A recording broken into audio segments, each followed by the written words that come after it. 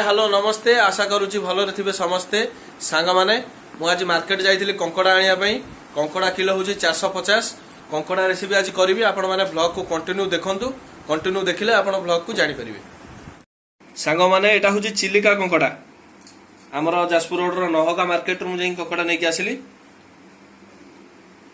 आम डिश रे किसी समय पानी बसईकि पानी टी गरम करवा गरम कर सारापर आम कंकड़ा गुरा को पकेबा।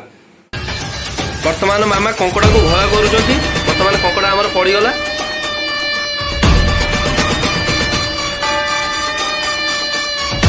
लक्ष्मी तांकर कंकड़ा छड़ुंट कंकड़ा केमती छड़ेबा प्रोसेस आपण माने देखंतु।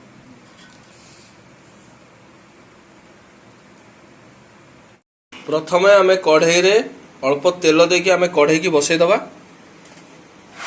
तापर आमे कंकड़ा को पकेबा।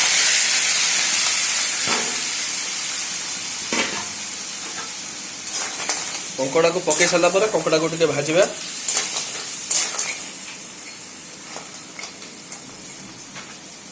टिके छाड़ी दबा तक कंकड़ा को भल से भाजी सारा पर आपण चाहिए प्लेन तरकारी करि परिबे आ चाहिए आलू भी मध्य पकई परिबे।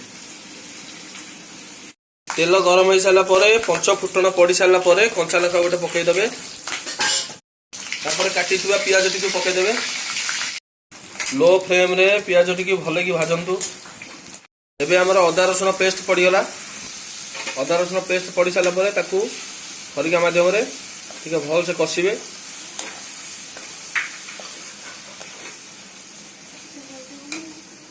एबे मसला भल से कषि हो गला तापर हमर गरम मसला लंका गुंड और हल्दी गुंड जो ग्राइंडिंग होइतला सेटा पड़गला ताको भल से कषिबे। कलर केमती देखा जाउची आपण माने कहंतु कमेंट माध्यम रे। मसला भल से कषि गला तापर आमे आलू पके दबा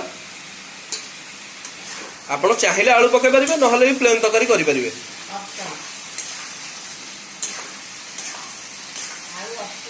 आलू पड़ी सारा पर कंकड़ा पके देले कंकड़ा को पकेकी बागेकी ताको टिके गोले दबा हल्का से अल्प पानी जस्ट देकी एबे आमर कषा संपूर्ण भाव में सरीगला। वर्तमान आम तरकारी पानी दे दबा आपण लिमिट अनुसार पानी देबे। वर्तमान आमर कंकड़ा झोल प्रस्तुति सरी जाइछि आपण माने देखिकी कमेंट माध्यम रे कहंतु। आमर कंकड़ा तरकारी प्रस्तुति सरी जाइछि। Take care bye.